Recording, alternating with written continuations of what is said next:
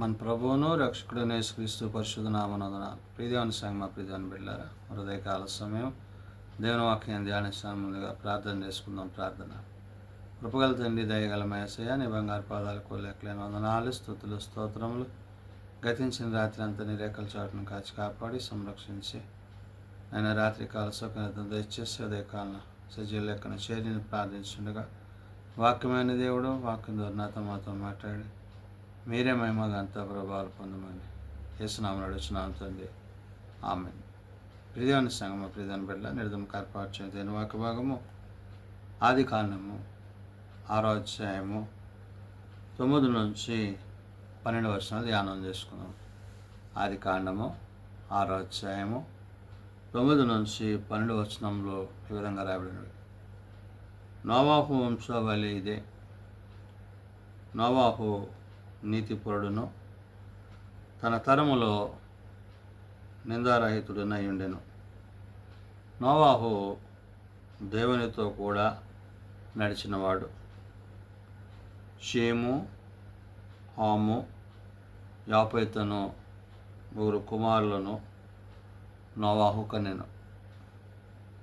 భూలోకము దేవుని సన్నిధిని చెడిపోయి ఉండెను. భూలోకము బలాత్కారముతో నిండి ఉండెను. దేవుడు భూలోకమును చూచినప్పుడు అది చెడిపోయి ఉండెను. భూమి మీద సమస్తము శరీరులు తమ మార్గమును చెరిపివేసుకొని ఉండిరి. భక్తుడైన దేవుని బిడ్డ దేవుని ప్రేమలో నిలిచిన వాడిగా తన తరానికి అనగా నోవాహు యొక్క తరాన్ని బట్టి నోవాహును బట్టి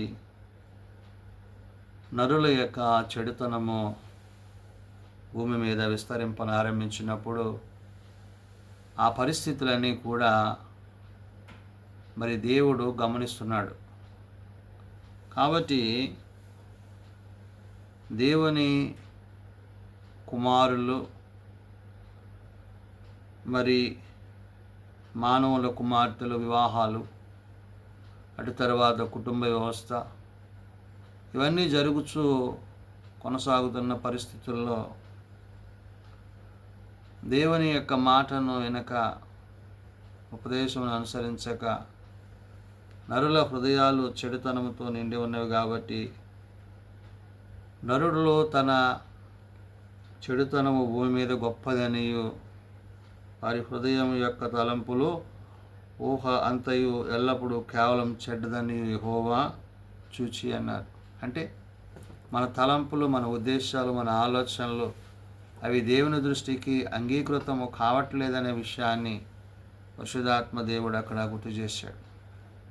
అయితే నేడు దేవుడు నోవాహు యొక్క వంశావళిని గురించి మాట్లాడుతూ, మరి నోవాహు నీతిపరుడును తన తరములో నిందారహితుడనై ఉండెను అంటున్నాడు. అంటే నోవాహు జీవించిన దినాలను బట్టి, అతను బ్రతికిన దినాలను బట్టి, అతడు యెహోవా యందు కలిగి ఉన్న విశ్వాస, ప్రేమ, నమ్మికలను బట్టి పరిశుద్ధాత్మ దేవుడు ఇక్కడ ఈ మాటలను గుర్తు చేస్తున్నాడు.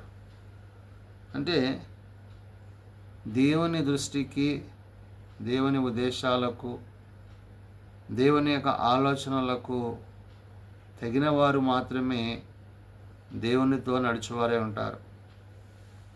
అందులోనే భాగంగా ఇక్కడ నోవాహు వంశావళి, ఈ వంశావళిలో అతని పిల్లలు, కుటుంబము, దేవుడు నోవాహును బట్టి బిడ్డలను కూడా ఆశీర్వదించి కుటుంబాన్ని ముందుకు నడిపించాడు. అందులో భాగంగానే ఇక్కడ ఆయన అంటున్నాడు, నోవాహు నీతిపరుడును తన తరములో నిందారహితుడనై ఉండెను అంటున్నాడు. అంటే నిందలేనివాడుగా దేవుని చిత్తంలో, దేవుని ఉద్దేశాలలో అతడు పాలుభాగస్తుడవుతూ దేవుని మాట వింటున్నవాడిగా అతడు ఉన్నాడనే విషయాన్ని పరిశుద్ధాత్మ దేవుడు ఇక్కడ గుర్తు చేస్తూ, నోవాహు దేవునితో కూడా మరి నడిచిన వాడై ఉన్నాడు. అంటే ఏ విధంగా మనం దేవునితో నడవగలం అంటే, మనం ఆయన మాట విన్నప్పుడే మనం నడవగలం. ఆయన మార్గంలో మనం నడవాలంటే ఆయన మాట వినాలి. వినడం వల్ల విశ్వాసం కలుగును. ఆ వినేది వాక్య సంబంధంగా, ఆత్మ సంబంధమైనదిగా, దేవుని యందు, దేవుని మాటల యందు అది మనలను నడిపించేదే ఉండాలి. కాబట్టి ఇక్కడ నోవాహు యొక్క వంశములో నోవాహు యొక్క నీతి ఏదైతే ఉన్నదో అది అతన్ని దేవునితో నడిపించింది అనే విషయాన్ని పరిశుద్ధాత్మ దేవుడు గుర్తు చేయొచ్చు. నీతిపరుడు తన తరములో నిందారహితుడై ఉండేను కాబట్టి నోవాహు దేవునితో కూడా నడిచినవాడు. నేడు మన తరంలో మనం కూడా ఆ విధంగా ఉండాలని దేవుడు కోరుతున్నాడు. ఆనాడు నోవాహే కాదు, నేటి తరంలో మనం కూడా మరి దేవుని దృష్టికి నీతిపరులుగాను నిందారహితులుగా ఉండాలని దేవుడు ఈ వాక్యాన్ని మనకి అందిస్తున్నాడు. అంటే తరముల వెంబడి తరములు మరి జరుగుతున్నప్పుడు దేవుడు కలుగు చేసిన ఆయన స్వారూప్యంలో, ఆయన పోలికలు ఉన్న మనం కూడా ఆనాడు ఎలాగైతే నోవాహు దేవుని యందు తన కుటుంబము బ్రతికి జీవించిందో, నేటి తరంలో మనము కూడా అటు రీతిగా దేవుని యందు జీవించాలని దేవుడు తన వాక్యం ద్వారా చెప్తున్నాడు. అందుకనే అంటున్నాడు, అతనికి దేవుడు బిడ్డలను అనుగ్రహించాడు. ఎవరాళ్ళు? షేము, హాము, యాపేతు అను ముగ్గురు కుమారుడు నోవాహుకు కనెను అంటున్నాడు. అంటే నోవాహుకు కలిగిన ఆ యొక్క ముగ్గురు బిడ్డలను బట్టి, సంతానాన్ని బట్టి, నోవాహును బట్టి, నోవాహు కుటుంబాన్ని బట్టి దేవుడు ఎంతగానో సంతోషించాడు. నేడు నీ కుటుంబము, నా కుటుంబము కూడా దేవునిలో అట్టి సంతోషాన్ని, నేటి తరాన్ని కలిగి ఉండాలి. నోవాహు తరంలో నోవాహు కలిగి ఉన్నాడు. నేటి తరంలో నీవు నేను కూడా ఆ విధంగా దేవునితో జీవించాలనేది దేవుని యొక్క ఉద్దేశం. కాబట్టి ఇక్కడ ఈ మాటలను గుర్తు చేస్తూ అంటున్నాడు, భూలోకము దేవుని సన్నిధిని చెడిపోయి ఉండెను, భూలోకము బలాత్కారముతో నిండి ఉండెను. ఆనాడు ఎలాగైతే భూలోకము మరి అక్కడ వాక్యము సెలవిచ్చినట్లు దేవుని సన్నిధిలో చెడిపోయి ఉండెనో, భూలోకం బలాత్కారంతో నిండి ఉన్నదో అదే పరిస్థితులు నేడు కూడా ఉన్నాయి. అంటే ఆజ్ఞను అతిక్రమించడం, పాపం చేయడం, లోకంతో పాపంతో ప్రజలు జీవించడం, ఇవన్నీ కూడా దేవుని చూస్తున్న విషయాలే. ఆయనకి తెలియదంటూ లేదు, ఆయన చూడదంటూ ఏది లేదు. కాబట్టి నేటి తరంలో ఈ పరిస్థితుల్లో మనం ఉంటున్న విధానంలో, ఈ పరిస్థితులను బట్టి దేవుడు ఇక్కడ వాక్యం ద్వారా చెప్తున్నాడు, భూలోకము దేవుని సన్నిధిని చెడిపోయి ఉండెను, భూలోకము బలాత్కారముతో నిండి ఉండెను అంటున్నాడు. ఈ భూలోకము చెడిపోయింది. బలాత్కారము అంటే అపవాదికి, పాపానికి దాసోహం అయిపోయింది. కాబట్టి ఇక్కడ వారి యొక్క ఆలోచనలు, తలంపులు సరైనవి కావని దేవుడు ఉద్దేశించాడు. అందుకని ఇక్కడ నోవాహు వంశాల గురించి ఆయన మాట్లాడుతున్నాడు. నేడు తరంలో మన కుటుంబాలు మనం ఏ విధంగా జీవించాలో ఈ వాక్యమును బట్టి మనము సరి చేసుకొని, ఆనాడు నోవాహు అటువంటి పరిస్థితుల్లో కూడా నోవాహు తన కుటుంబము దేవునితో నడిచిన విధానాన్ని మరి గుర్తు చేసుకుంటూ, నేటి తరంలో ఇటువంటి పరిస్థితుల్లో ఉన్న మనం కూడా ఆ దినాన్న మరి నోవాహు ఎలాగైతే దేవుని యందు వాక్యమందు నిలిచాడో, నేటి తరంలో మనము కూడా ఆ విధంగా నడవడం, జీవించడం అనేది ఆశీర్వాదం అనే విషయాన్ని గుర్తు చేస్తున్నాడు. అందుకనే దేవుడు భూలోకమును చూచినప్పుడు అది చెడిపోయి ఉండెను, భూమి మీద సమస్త శరీరంలో తమ మార్గమును చెరిపివేసుకొని ఉండిరి అంటాడు. సమస్త మానవులు అందరం కూడా పాపం చేసి దేవుడు అనుగ్రహించు కృపని పొందలేకపోతున్నాం. కారణం ఏంటంటే లోక సంబంధమైన ఆశలు, లోక సంబంధమైన అలవాట్లు, ఏ సంబంధమైన వాటి యందు మనస్సు కలిగి ఉండుట, లోకంతో, పాపంతో, శరీరంతో ప్రతినిత్యము మనం జీవిస్తున్న ఈ యొక్క జీవన విధానం ఏదైతే ఉందో అది మనకి ఆశీర్వాదకరము, దీవెనకరం కాదనే విషయాన్ని ఆనాడు దేవుడు నోవాహు వంశాలను గురించి, నోవాహు కుటుంబాన్ని గురించి చెప్తున్నాడు. నేడు సజీవులమైన మనము మన తరంలో దేవుడు మనకిచ్చిన ఈ స్థితిని బట్టి మనం ఎట్టి రీతిగా జీవించాలో పరిశుద్ధాత్మ దేవుడు గుర్తు చేస్తున్నాడు.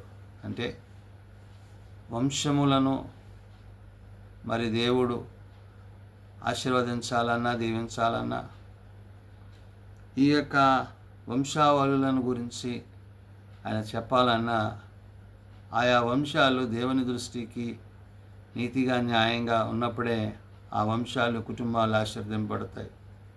ఒకవేళ మనము అటువంటి స్థితిలో లేకపోతే నేడు ఈ వాక్యం ద్వారా మనము దేవుని యందు మన కుటుంబాలు, అలనాడు నోవాహు కుటుంబము ఎలాగైతే ఆయన నీతిపరుడుగాను తన తరమందు నిందారహితుడిగా ఉన్నాడో, నేడు మనము మన తరమందు నీతిపరులుగా, నిందారహితులుగా ఉంటే అది మనకి మేలని, ఆశీర్వాదకరమని, ప్రభు వచ్చినప్పుడు ఆయన మనలను మన యొక్క స్థితిగతులను బట్టి, మనం ఆయనతో నడిచే విధానాన్ని బట్టి ఆయన మనలను తన రాజ్యానికి చేర్చుకున్నాను. కాబట్టి క్రీస్తు ప్రేమలో, క్రీస్తు యొక్క ఉన్నతమైన ఉద్దేశాలలో నోవాహు ఎలాగైతే దేవునితో నడిచాడో ఆ విధంగా నేడు మనం కూడా అట్టి నడిపింపు కలిగిన వారముగా ప్రభుతో జీవించే వారమై ఉండాలని పరిశుద్ధాత్మ దేవుడు వాక్యం ద్వారా తెలియజేసిన మాటలు.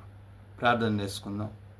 మమ్మల్ని మిక్కిలిగా ప్రేమించిన మా తండ్రి, కృప కలిగిన దేవ, నిజమైన ఆయన నోవాహు యొక్క వంశావళిని బట్టి నిందారహితుడిగాను ప్రభా నీ యందు నిలిచిన వాడే ఉన్నాడు.